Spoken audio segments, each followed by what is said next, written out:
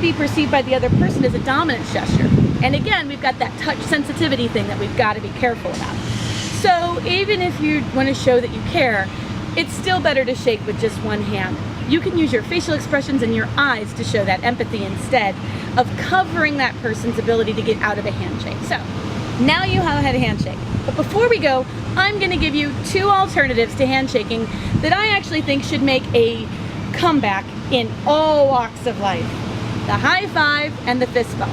So really quick, here are the 5 reasons why I think that high fives and fist bumps are even better than handshakes. Number 1, high fives are celebratory. From their earliest use in the late 1970s to celebrate sports wins, whether or not it's Los Angeles or Louisville, the historians still are kind of fighting about, but they're used to show victory, to show pride. And who doesn't love that? That's a wonderful way to get in touch with somebody. So use a high five to show celebration. Number 2, high fives are power neutral. It's pretty hard to change their hand position and dominate somebody's high five. Sure, you can hit a little too hard, but by and large, high fives are power neutral. They require both parties to exert equal force at the same time in order to make them work and look cool. So it's a great little equality gesture, which I really love. Number 3, high fives require a certain amount of consent. It's great. You get to ask for a high five. You can say, "Can I have a high five?" or "Up here." And by and large, while sometimes you might be left hanging, it's still pretty often that if you're going to get a high five in return, that person is okay with that gesture.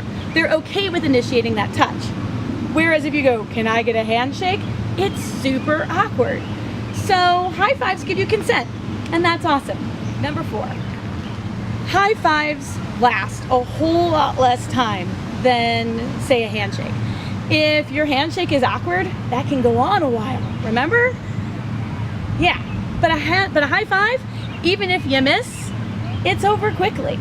And usually if you miss a high five or if you do it kind of goofy, it's something that we laugh about. It's a whole lot lower key than having a really awkward handshake, which could leave a bad impression.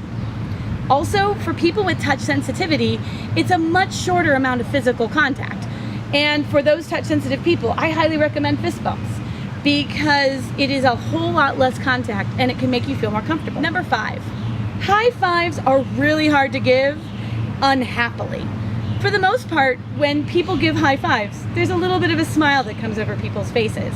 You kind of crack a smile, no matter how you give the high five. Very, very few people can frown and go, "High five." It just doesn't happen. Even if you're not that into it, you still smirk a little, right? So high fives give us positive emotion. It's a great bit of social connection and intimacy with a pretty low amount of social risk.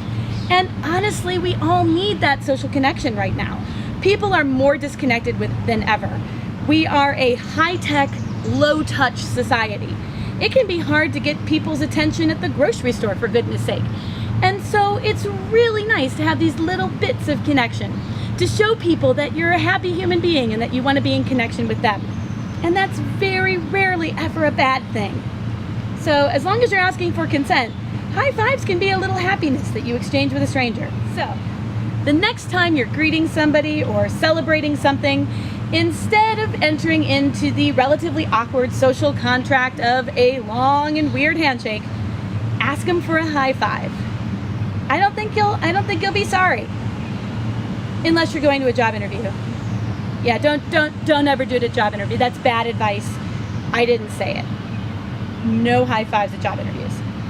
Unless maybe you're going for the LA Dodgers. Then it could work. See you next time.